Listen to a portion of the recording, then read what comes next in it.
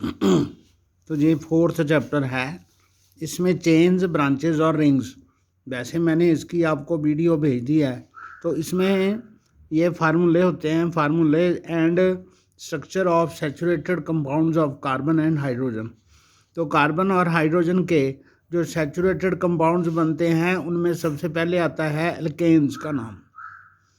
तो अगर carbon atom एक होगा तो ऐसे कंपाउंड का नाम मीथेन होगा। मिथ का मतलब होता है वन, तो एन का मतलब होता है कार्बन एटम के साथ सिंगल बॉन्ड बनाने वाले 4 हाइड्रोजन के एटम्स होते हैं। तो उसमें कार्बन का एक एटम जो है 4 हाइड्रोजन एटम के साथ जुड़ा होता है। तो इसका ये स्ट्रक्चर है, फार्मूला उसका CH4 है। तो ईथेन में जो कार्बन एटम 2 हो जाते हैं, और इथ का मतलब कार्बन के 2 एटम से है, एन का मतलब हर एक कार्बन का जो बॉन्ड है वो हर एक अलग अलग से सेटिस्फाई हो रहा है।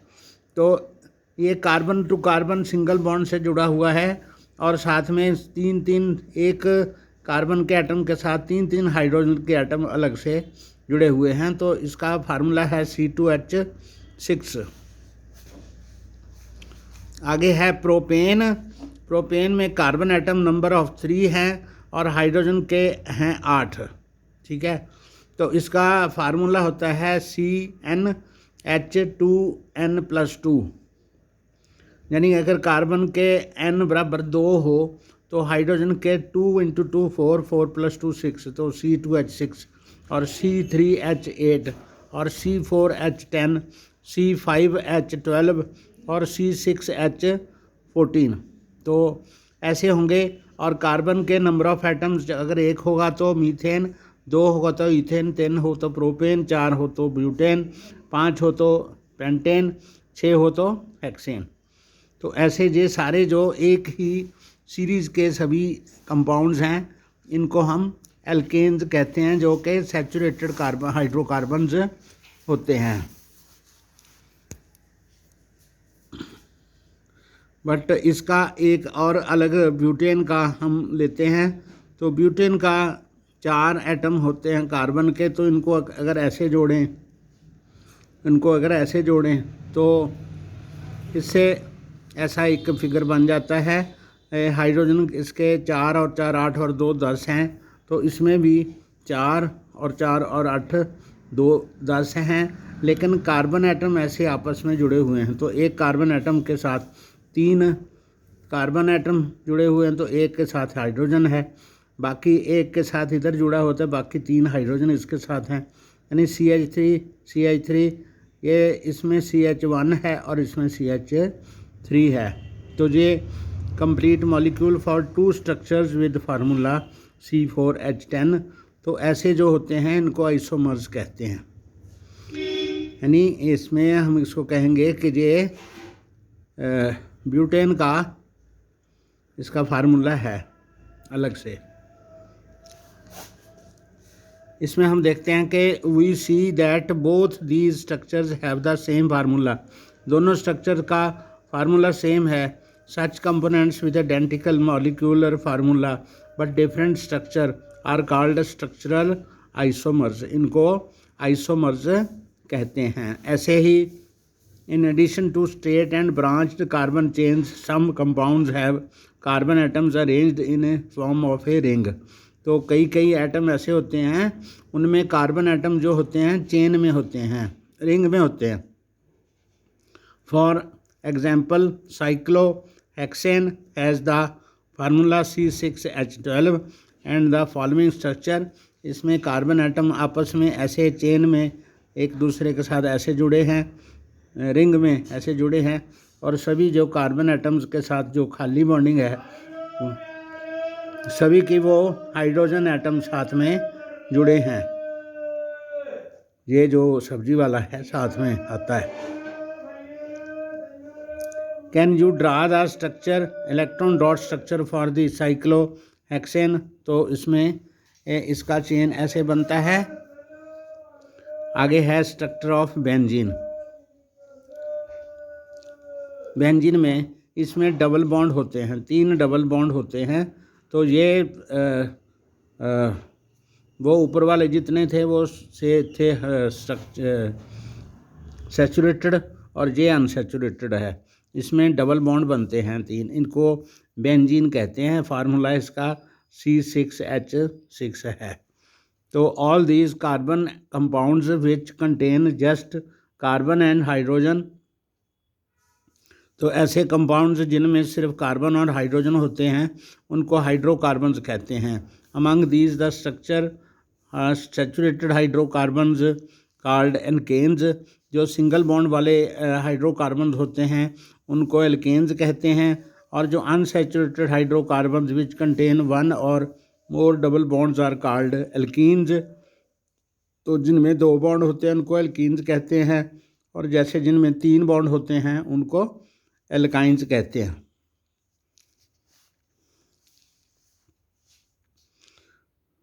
तो विल यू माय फ्रेंड, मैंने ये भी आपको पहले भेजा हुआ है। Carbon seems to be very friendly element, तो ये मित्रता वाला एक तत्व है।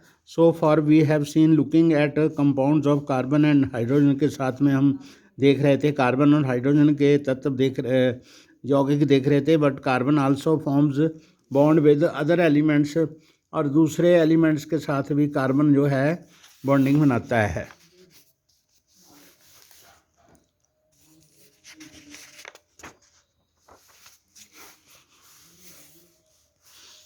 तो दूसरे जो इसमें एलिमेंट्स होते हैं उसमें हेलोजेंस होते हैं, ऑक्सीजन होते हैं, हेलोजेंस होते हैं आयोडीन, ब्रोमीन वगैरह। ऑक्सीजन के साथ भी बनता है, नाइट्रोजन के साथ भी, सल्फर के साथ भी।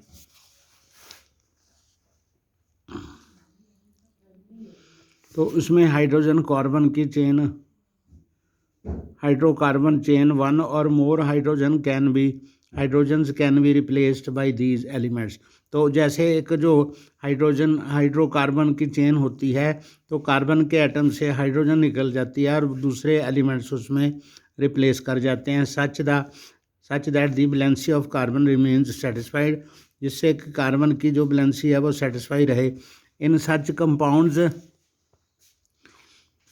The elements replacing hydrogen is referred to as a hetero atom. तो एक हाइड्रोजन की जगह पे जो दूसरा एटम आता है उसको हेट्रो एटम कहते हैं। These hetero atoms are also present in some groups, तो उसको एक ग्रुप्स में आते हैं ये। तो एक जहाँ पर 4.3 टेबल में ग्रुप दिया गया है, these hetero atoms and group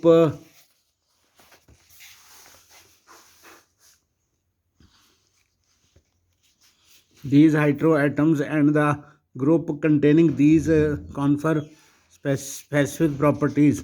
तो इनमें स्पेसिफिक प्रॉपर्टीज़ आती हैं to the compound regardless of length and nature of the carbon chain. तो कार्बन चेन की लंबाई और नेचर पर ये निर्भर नहीं करता।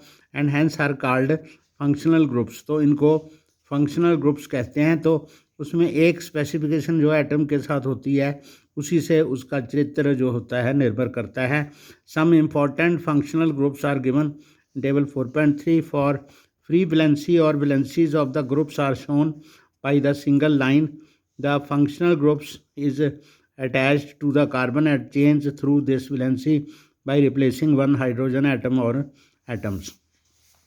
तो हम ये इसको याद करने रखने के लिए पढ़ते हैं। जैसे ये है हेलोजेंस यानी कि क्लोरो और ब्रोमो।